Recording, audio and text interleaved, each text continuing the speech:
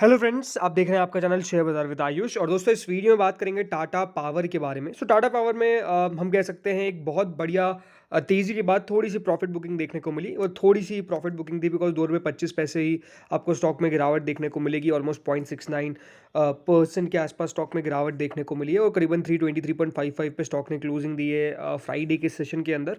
ज़रूर हम कह सकते हैं जो ओपन था वो करीबन 331.95 का था और उसके बाद हाई लगा ऑलमोस्ट 335.95 का। तो अगर इसके हाई से देखा जाए स्टॉक की क्लोजिंग को, तो कह सकते हैं एक अच्छा खासा यहाँ पे स्टॉक में गिरावट देखने को मिल चुकी है, ऑलमोस्ट 11 रुपये से ज़्यादा। बट इम्पॉर्टेंट क्या है दोस्तों, वो यही है कि स्टॉक के अंदर अभी भी आपको जो तेज़ी का एक एसेंस है वो और बढ़िया देखने को मिलेगा। क्यों? क्योंकि स्टॉक में एक प्रॉफिट टेकिंग आई है, जो आई थिंक ऑब्वियस सी बात है कि आनी चाहिए। बिकॉज मैं हमेशा कहता हूँ कि कोई भी स्टॉक अगर वन वे मूव आपको दिखाएगा तो वो कोई बहुत बढ़िया मूव नहीं है, बिकॉज स्टॉक में फिर गिरने के चांसेस बहुत ज़्यादा रहते हैं, क्योंकि स्टॉक के पास कोई बेस क्रिएट नहीं होता है। लेकिन टाटा पावर की अगर बात करें तो नो डाउट इसमें तो काफ़ी बेस क्रिएट होने में काफ़ी समय लगता है और उसके बाद देखिए स्टॉक चलता है। ये तो हमने देखा ही है, जो जो भी टाटा पावर के शेयर होल्डर होंगे उन सबको पता ही है कि स्टॉक ने काफ़ी समय लिया। उस समय लिया जहाँ पे एनर्जी कंपनीज़, पावर कंपनीज़ बहुत बढ़िया कर रही थी, बट टाटा पावर हम कह सकते हैं स्पेसिफिकली काफ़ी स्लो चल रहा था। बाकी सारी कंपनीज़ काफ़ी तेज़ चल रही थी, बट नो डाउट अब स्टॉक एक बहुत बड़ा रिटर्न उन इन्वेस्टर्स को देता हुआ नज़र आ रहा है जिनके पास ये शेयर है। लेकिन हम समझेंगे दोस्तों इस वीडियो में कि यहाँ से कितना और बढ़ सकता है, कुछ इंपॉर्टेंट जो अपडेट्स है या फिर खबरें हैं वो भी हम समझेंगे। तो चलिए दोस्तों शुरू करते हैं इस वीडियो को। उससे पहले अभी तक अगर आपने दोस्तों चैनल को सब्सक्राइब नहीं किया है तो आप चैनल को सबसे पहले ज़रूर सब्सक्राइब भी कर लीजिएगा। मेरा तो दोस्तों आज कोई भी अगर कंपनी है, स्पेसिफिकली पावर कंपनी, वो चल किस बेसिस पे रही है, वो यही है कि देखिए सबसे पहली बात तो फ्यूचर को लेकर। बिकॉज हम कह सकते हैं अभी ज़्यादातर लोग बात करते हैं फ्यूचरिस्टिक सोच की। और फ्यूचरिस्टिक सोच की कैसे कि यहाँ पर किस तरीके से आने वाले समय के अंदर रिन्यूएबल एनर्जी एक बहुत बड़ा सोर्स बनेगा। दूसरी बात हम कह सकते हैं जो कोल है वो बिल्कुल बैक सीट ले लेगा। और हम कह सकते हैं renewable, solar power, solar energy, मतलब ये सब जो है वो सबसे ज़्यादा आपको चलते हुए नजर आएंगे। बिकॉज नो डाउट आपको पता ही है एनवायरनमेंट की भी समस्या काफ़ी है। तो इसीलिए मेरे हिसाब से जो रिन्यूएबल एनर्जी के प्रोजेक्ट्स हैं, जो फ्यूचर प्रोजेक्ट्स है कंपनी के पास, उसको लेकर भी बाजार काफ़ी बढ़िया कर रहा है। और मेरे हिसाब से काफ़ी ऐसे कंपनीज जिनके नंबर ज़रूर खराब निकल के आ रहे हैं जो पावर सेक्टर की है, लेकिन वो चल क्यों रहे हैं? बिकॉज उनके पास प्रोजेक्ट्स काफ़ी ज़्यादा है। तो बाजार मान के चलता है कि आने वाले समय में बहुत बढ़िया करेंगे इनके नंबर्स। वैसे अगर टाटा पावर की मैं प्रोजेक्ट्स की बात करता हूँ सिर्फ, तो दोस्तों टाटा पावर ने हाल ही में एक 51:49 का जॉइंट वेंचर किया था power grid corporation of India के साथ।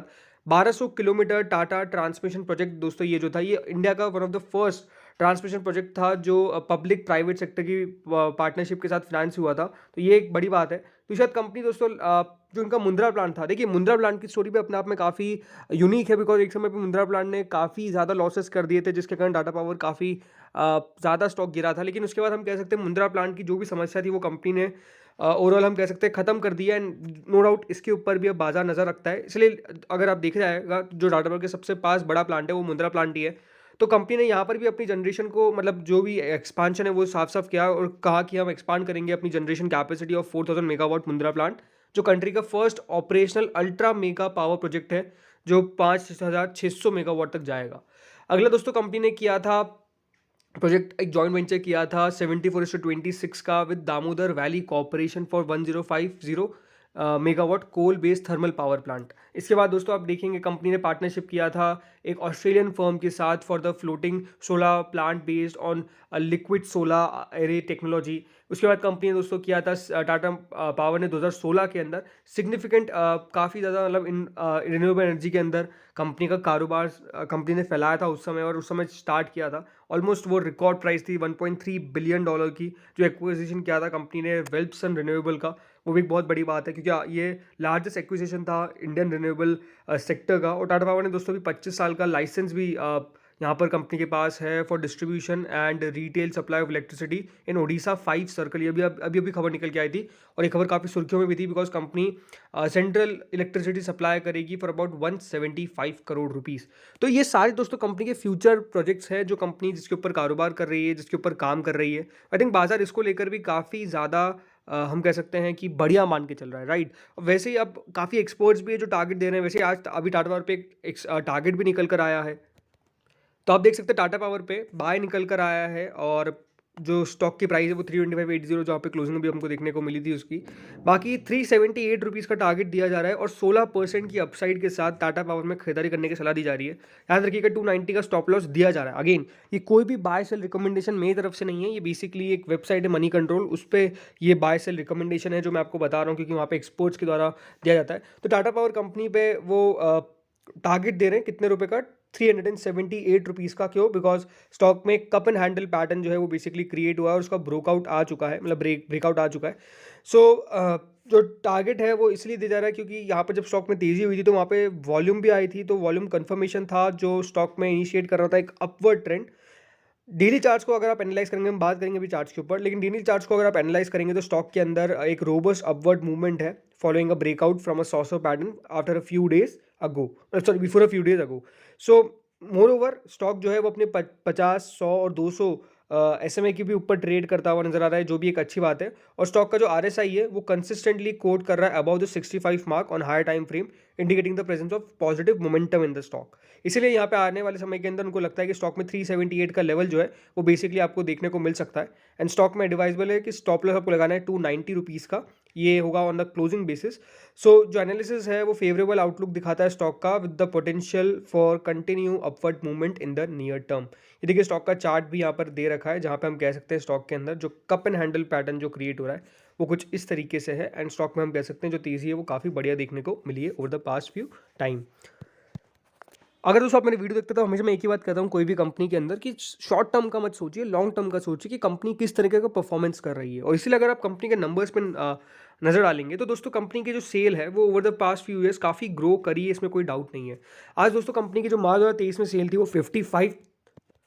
55,109 करोड़ के आसपास आपको देखने को मिल गई। ये इससे एक साल पहले 42,816 करोड़ की थी, उससे एक साल पहले 32,703 करोड़ की थी।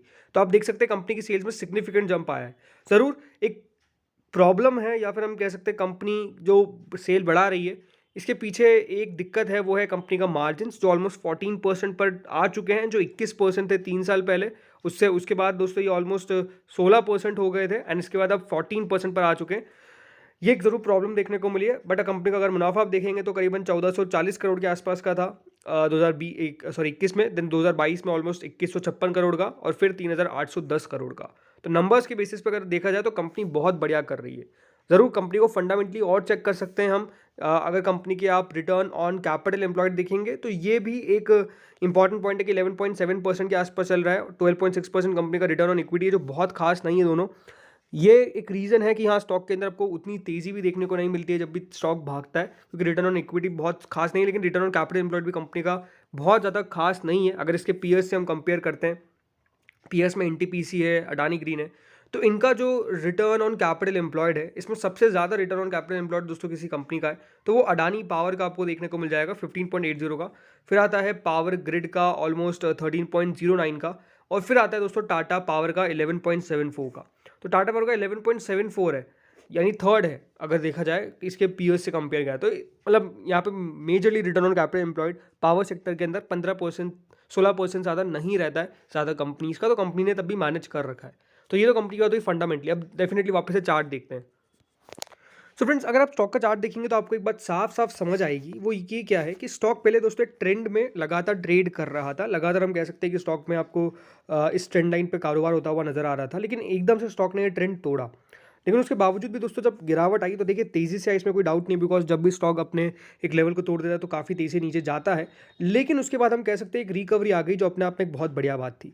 और फिर रिकवरी दिखा के स्टॉक ने हम कह सकते हैं जो एक ट्रेंड में लगातार चल रहा था उस ट्रेंड का ब्रेकआउट दे दिया। तो दोस्तों ये जब ब्रेकआउट कंफर्म हुआ तो इसमें कोई डाउट नहीं है कि स्टॉक में तेज़ी की कंफर्मेशन आ गई। दूसरी बात क्या है कि जो वॉल्यूम हमको देखने को मिली वो भी बहुत बढ़िया थी। लेकिन अभी अगर हम बात करते दोस्तों अगर सिर्फ फ्राइडे के सेशन के बारे में, तो स्टॉक में ज़रूर एक रेड कैंडल फॉर्म हुई है, जो जैसा मैंने कहा एक छोटी सी प्रॉफिट बुकिंग है, जो आप ज़्यादा चिंता जिसका ना करना चाहिए। अब जैसे मैंने कहा वॉल्यूम की अगर बात करना हो तो वॉल्यूम आप नोटिस करिए, तो ये टाटा पावर की रीसेंट पास की वॉल्यूम है। एंड वॉल्यूम अगर आप देखेंगे तो नोटिस खुद कर सकते हैं इतनी इतनी वॉल्यूम हो रही थी। लेकिन लास्ट कुछ दिनों में कितनी ज़्यादा दोस्तों इसकी वॉल्यूम आपको देखने को मिली है। और ये दोस्तों वॉल्यूम जब ब्रेकआउट आया तो वॉल्यूम देखिए कितनी ज़्यादा बढ़ गई। तो एक कंफर्मेशन होता है कि स्टॉक में दोस्तों जो ब्रेकआउट आया वो वॉल्यूम के साथ आया। जरूर फ्राइडे के सेशन में वॉल्यूम कम नहीं थी, लेकिन ज़्यादातर हम कह सकते हैं वहाँ पे सेलिंग साइड पे थी, या फिर हम कह सकते हैं स्टॉक में प्रॉफिट बुकिंग हो गई। तो अब देखना बहुत दिलचस्प होगा कि इन लेवल से स्टॉक कैसे रिकवर कर पाता है, या मतलब रिकवर क्या कहूँगा, बेसिकली किस तरीके से रिवर्स हो पाता है। याद रखिएगा जो लेवल आपको ध्यान रखना है वो है एक्जैक्टली 336 रुपीज़ का। 336 रुपये के लेवल के ऊपर जैसे निकलेगा एक और 200 तेजी जो है वो 350 के लिए स्टॉक को लेकर जाएगी। लेकिन ज़रूर ये बात भी ध्यान रखिएगा कि अगर स्टॉक 315 के नीचे वापस चले जाता है या फिर 318 के नीचे चले जाता है, क्योंकि वो फ्राइडे का लो था, तो लो उसके हिसाब से अगर हम देखें तो 315 के नीचे जाने पे स्टॉक में थोड़ी सी सेलिंग और बढ़ सकती है और 290 रुपये तक स्टॉक नीचे में जा सकता है।